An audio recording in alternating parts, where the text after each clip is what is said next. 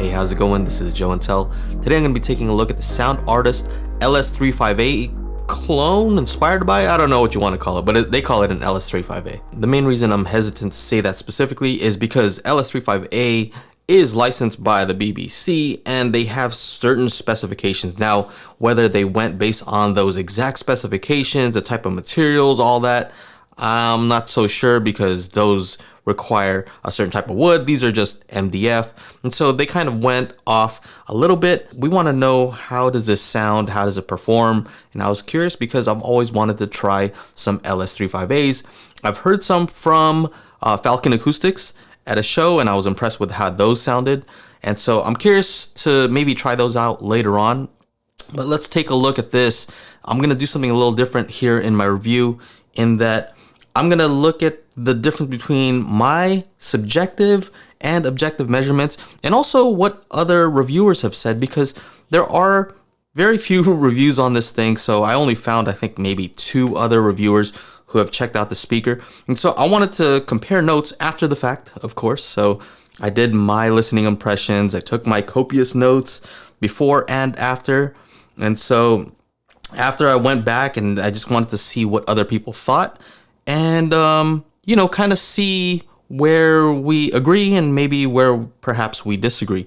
And so the point is not to say, hey, these guys are totally wrong. No. I mean, it's just to kind of give you guys a better idea, because the whole goal is for you to make a better decision for yourself, because, you want to make a good purchasing decision. So that's basically it. Real quick, I want to just talk about subjective versus objective. There's been a lot of talk lately about which one, there's 2 different camps, and I think there's definitely room for both.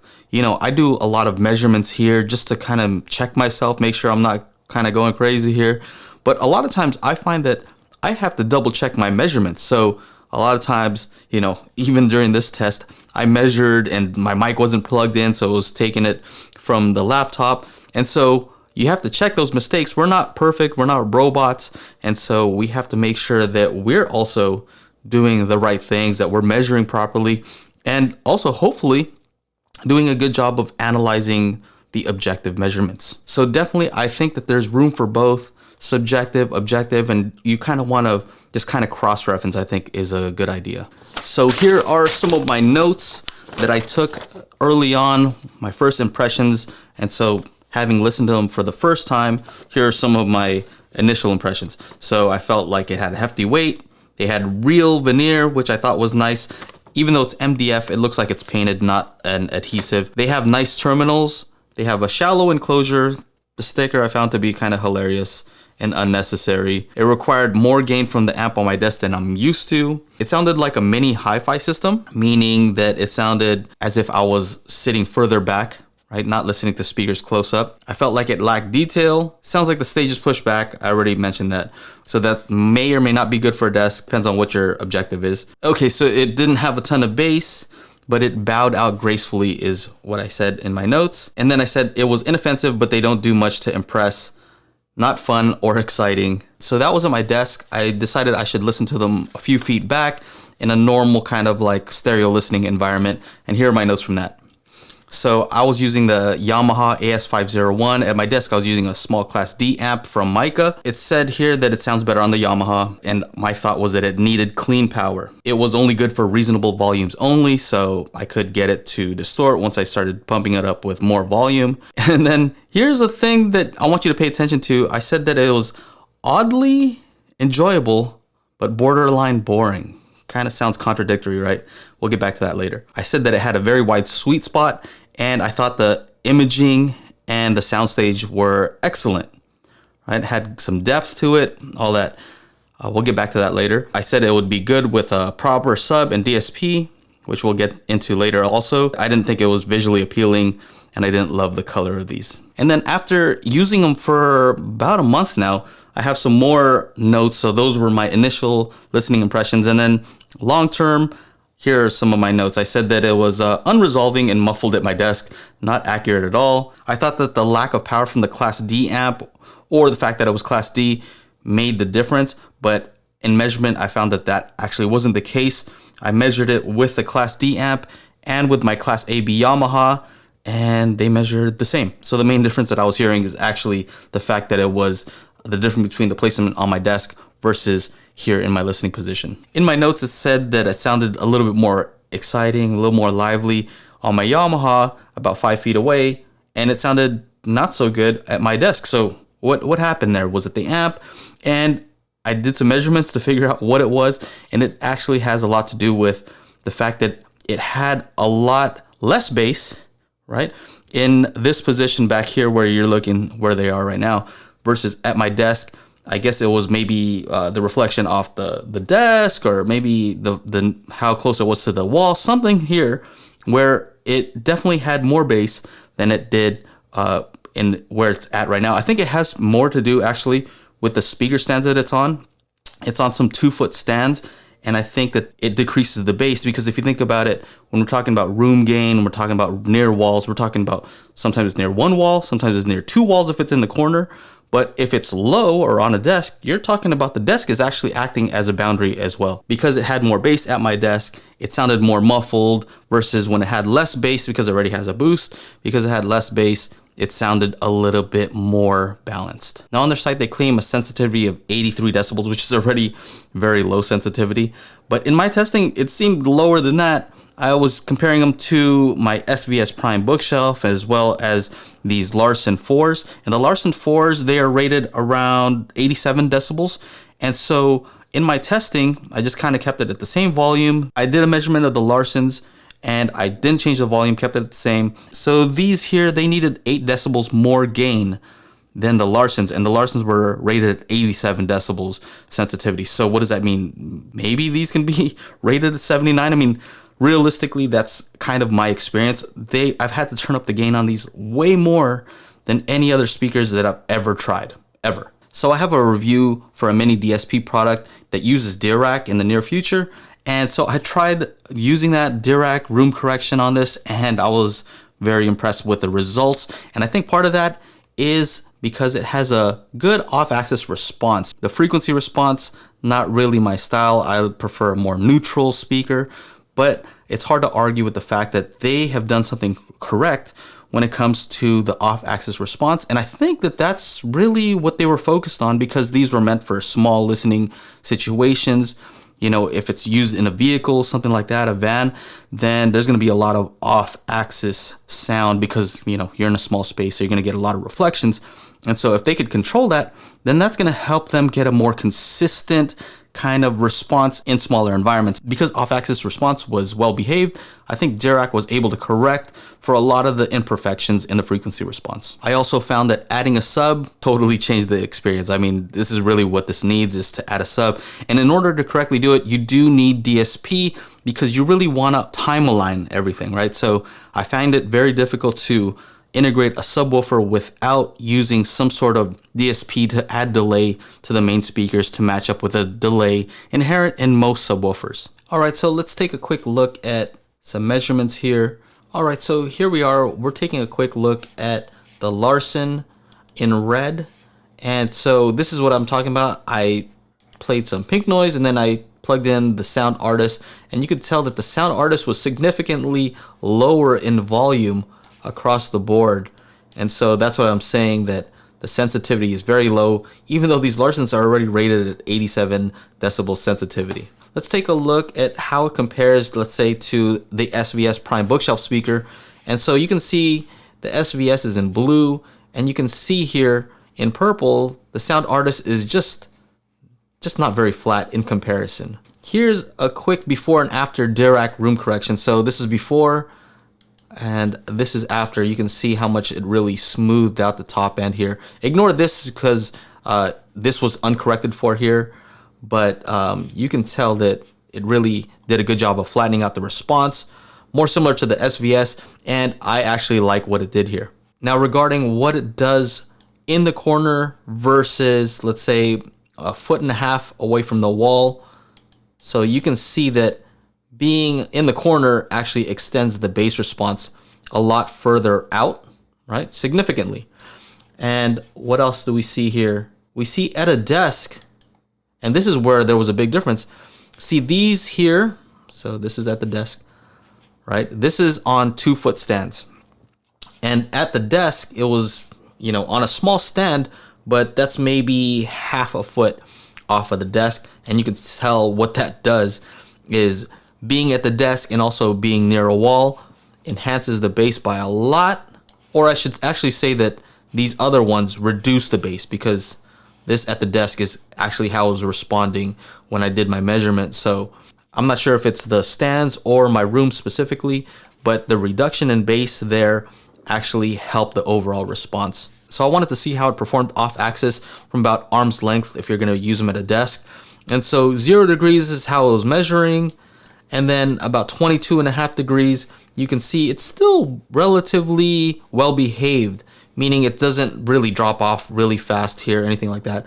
45 degrees still well behaved, and it's not until, of course, 90 degrees is really extreme. And so I think that's what people are finding, is that the fact that it's well behaved off axis, it's not varying very much, it's not changing in frequency response. I think that's what people really like about these speakers and perhaps other LS358s. Other notes here, the grill on versus grill off. I only saw this slight change here, about 2.5 kilohertz, not very much difference. They are designed to have the grill on. So where the bass response starts to fall off by 3 decibels, you can still see here that it starts falling off pretty fast, but steady because it's a sealed enclosure. I would say that I found the F3 to be somewhere around 59, which is lower than they actually say on the website. I think they say the F3 is around 70 hertz, so that's pretty good. Another thing you'll notice, of course, is this huge bump in bass response, right? So you can look at the labels up here: sub bass, bass, low mids, mids, upper mids, presence, and brilliance, right? So bass response really boosted, the small bump in the lower mids, followed by a dip, and then this bump in the mid range, right? So bump, a dip in the upper, or actually a dip here in the mid to upper mids, but then it starts to actually go up. So it's very erratic, up and then down in the treble region, and then it's kind of flat-ish, and then really huge bump. What is this? Around like 12 kilohertz. It goes up by a crazy amount. And then at 15 kilohertz, it drops. Weird. So here's a quick image that I made that shows the plus or minus 3 decibel range. And so here in blue is plus or minus 3 dB. And you can see that this area here is within plus or minus 3 dB. But then there's this area here below 200 hertz where it's not even plus or minus 6 dB, almost plus or minus 10 dB here in the gray range. Same here for this bump at around 15 kilohertz. It really gets crazy up there. Not very flat. So back to this, one thing I found that was interesting was that when I measured near the speaker at the desk, this is kind of the response. But then at a distance, if I were to kind of move the mic around a little bit, it would give me a smoother response. So maybe this is what people were hearing at their desk and why they like the sound, because it does look like the mid-range here is relatively smooth in comparison to, measuring the speaker. So perhaps that's what they're hearing. I'm not sure exactly, but I'm just trying to guess here. Let's take a look at some of the stuff that other reviewers have said about this. All right, so one of the guys was talking about familiarity with the tonal characteristics for monitoring, even with the coloration. And so I found that kind of weird, because if you're monitoring, you usually want an accurate speaker. That's why people use Genelex and other ones that are known to have an accurate frequency response. That's what they use in professional environments. And so having a colored speaker for monitoring doesn't really make sense. I do have a friend who used to, make music on Beats headphones, and I told him those are very inaccurate, but he said that he was used to the sound, and so he knew how that translated to other systems, a car, headphones, TV, things like that. So maybe, but it doesn't seem like the way that I would go. He said, quote, grainy and muffled sound in stereo listening, favorable in near field listening. He said, recessed, polite, grainy nature in the mid-range makes it more forgiving. And so I guess he's saying grainy might be in reference to this frequency response, how, it goes up and down. That may be what he considers grainy. I'm not sure. Muffled, recessed, and polite. So maybe he's referring to this 15 kilohertz drop off. I'm not sure. It could be this here, this dip in the mid to upper mid range. So not sure exactly what he means, but this is why I think that measurements are important, because at least we have a point of reference. We can be talking about the same exact things instead of having to kind of guess what somebody else is saying here. He said these are possibly one of the best speakers for near field use. I don't know that forgiving speakers would be what you want for near field use. I think you want not forgiving speakers, right? You want, if they're for monitoring, you want ones that are going to tell you the truth. They're going to tell you exactly what's what. If there's some issues, you want to be able to hear those issues so you can fix them, so that somebody else who has better speakers is not going to hear the flaws that you weren't able to hear. So anyway, moving on. It says lacks bass extension. Agree. Images fantastically, throws a large soundstage, warm, luscious characteristic, and also had the brilliant high frequency. So I agree with the soundstage. I agree with, I think the imaging was impressive as well. I think maybe it could be better. I think part of that is because of that boost here, right? I think that helps with the imaging. It helps you like pinpoint certain things, even though it might be fake or boosted.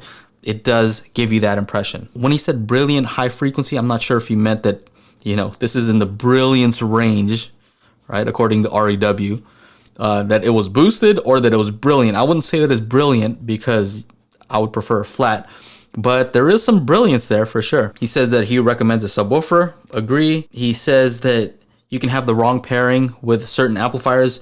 And yes, I would agree with that if the amplifier is not powerful enough, mainly. Not the type necessarily. It's more that if you don't have enough power, you're just not going to get enough volume out of these. He says that it was less grainy with extreme toe-in. I didn't hear too much of a difference.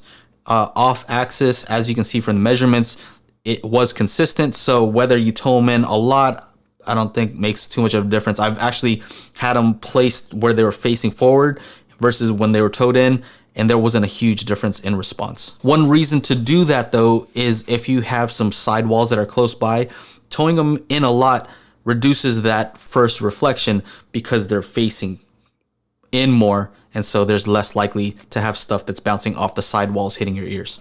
He goes on to say that it has a warm, natural sounding mid-range. Before he said that it was grainy, so I don't know if grainy is natural. I thought that was a little confusing. The performance is incredible for the money, $600 a pair.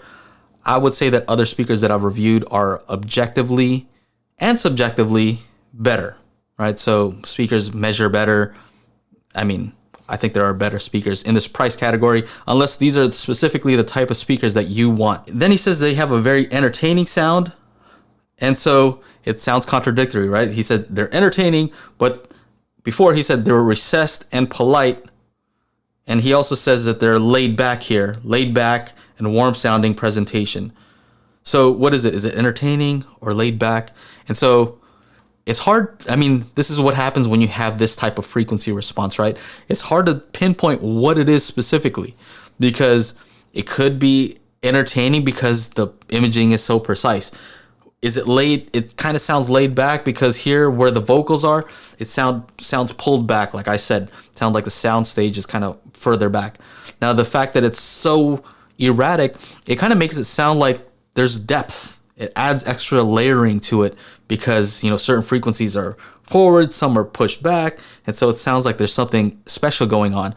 In actuality, I'm not sure that was actually in the recording, but some people, I guess, find that enjoyable. Me included, right? So there are certain things in certain tracks where that sounds interesting, right?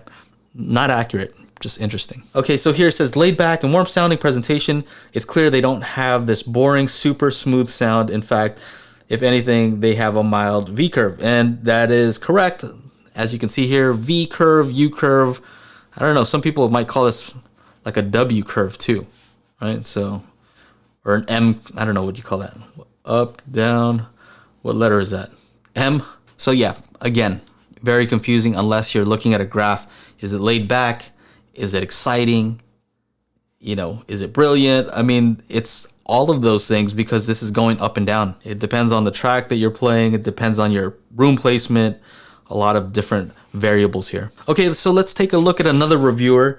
And he starts off by saying it is bass boosted just a little bit. Just a little bit. I wouldn't say that this is a little bit. And that's why, again, measurements I think are important because then we have a pointer of reference. Is this what you would consider a little bit? To me, that's not a little bit. Let's see here. It says the treble actually has some liveliness or some energy there. Some. This is more than some. But, you know, you can't really disagree because it is lively, but this is, the devil's in the details, right? So whether you consider this some or a lot or a ton, you know, to me, this is a ton. So he says, I noticed the resolution, the tone, it just had this naturalness there. So that's questionable. I mean, this right here doesn't look natural, right? This looks inaccurate, right? But maybe at a desk, right? We're looking here and it's relatively smooth, right? This is a smooth response. Let me go ahead and show with no smoothing. Boom. Psychoacoustic, what you're just looking at is more what our ears hear. That's arguable also. But you can see here that, you know, it's decent in the mid-range. So maybe that's what he's referring to. He says naturalness, there's a naturalness to the voice of the mid-range, particularly when it comes to the human voice. So human voice, here's the mid-range, upper mids, right? So maybe somewhere around here. Looks like a lot of ups and downs to me. And so to me, that's not what I would consider natural. To me, flat is accurate, flat is natural. If somebody's using an accurate monitor speaker like those Genelecs I mentioned, well, you know, if something doesn't sound natural or accurate in the recording because maybe the mic that they use or maybe the location, that's something that they would fix in the recording, not something that's your responsibility to fix with your speakers. He says the mid-range is more linear than the LS358 and balanced with a mild dip in the upper mid-range. So again, not linear, right? Not linear here. Upper mid-range is here, right? So according to this, upper mid-range, he says there's a dip in the upper mid-range. I mean, to me, that's a bump. Maybe he's referring to this area. There's a dip. That's what a lot of people call the BBC dip. And so that's in the crossover range. The crossover is set here at 2 kilohertz. So there is a dip there. So debatable. He says it can make other products from Klipsch, ELAC, and Triangles sound borderline broken in direct comparison. How? How's that?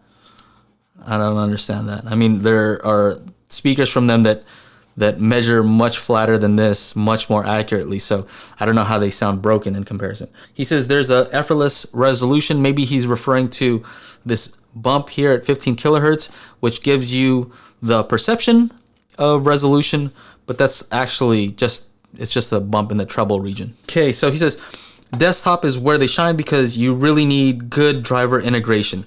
Based on this graph here, it doesn't look like it has great driver integration. It looks like it's all over the place. He said it doesn't sound boomy when they're near a room boundary, and sealed speakers are not impervious to room gain. So room gain can definitely help with a small sealed speaker. And you don't know until you measure whether it's gonna help, you know, flatten out this response like I showed earlier. Maybe it's gonna boost this bass even more, which is not what you want. That's kind of what was happening at my desk. I had this, you know, extra bass that I wish it would cut off, right? So it's unpredictable. You have to, really depends on your room. You have to measure. And so, you know, you can't just really say that straight up. I used to think that as well. And I used to think that, you know, ported speakers are gonna, you know, be worse when near walls. And partially true. It's just that most sealed speakers have this steep roll off here, which means that when they're near walls, you can kind of, it helps them in better ways than I would say ported speakers where the roll off is a little bit flatter. And so you might get a little bit more gain than you want. So it really depends. He says it's not going to take a whole lot of power to get these to sing. and that Class D can strip them of natural sounding mid-range. And I found that the opposite is true, actually. It needs a ton of power. They have a very low sensitivity, meaning that you need an amplifier with some decent power. I did also think that there was going to be a difference between Class AB versus Class D, but that was more the difference of it being at my desk versus in my listening position. When I measured it in the same position with both amplifiers, there was no difference whatsoever. He also says that they're very resolving speakers, and I guess it depends on what you consider resolving, because maybe in this region, gives you a perception of a resolving speaker, but I wouldn't say that this mid-range is resolving because there's a dip there, right? So it depends on which frequencies you're talking about. Because it's going up and down, I would say that it's resolving in certain frequencies. So he was talking about a Cambridge amp, and he says that he admits that it has a V curve. He's talking about the amp has a V curve, but there's some warmth, and it helps fill out the mid-range in these particular speakers. And I thought that was a little bit interesting because V shape implies lower mid-range, right? That's what that is. And so if it has a lower mid-range compared to the bass and treble, then how is it going to help? How is that going to help a speaker that also has a mid-range that is, you know, lower than the bass and the treble? So I'm not sure exactly. Perhaps he means this bump here in the mid-range, that it, you know, it kind of balances that out by taking that out and flattening that. I'm not sure exactly, but again, this is why it's important to have some measurements. Maybe if it's true that that amp does have a V shape, which is rare, I haven't found amplifiers have that much of a difference in sound when you measure them. But if it did, then perhaps it could help with these speakers. It's something that you would have to measure and try out for yourself. So I hope that didn't come off as that I'm trying to bash these other reviewers. I'm not. I'm really just kind of comparing notes, which is what you do. When you're looking for a speaker to buy, you're probably cross-referencing and seeing what people are saying and seeing what's different. And I think that I don't want somebody to be confused because what people are saying is so different. So even from my initial impressions in my different locations, I do have different impressions. And so I want to make sure that I'm clear as to where these speakers might be good, who it might be good for, in what situations, things like that, so you can make a better decision for yourself. So anyway, I hope you liked the video. Hope you found it useful. If you did, make sure to like, subscribe, ring the bell to be notified when I upload new videos. That's it. Take care. Bye-bye.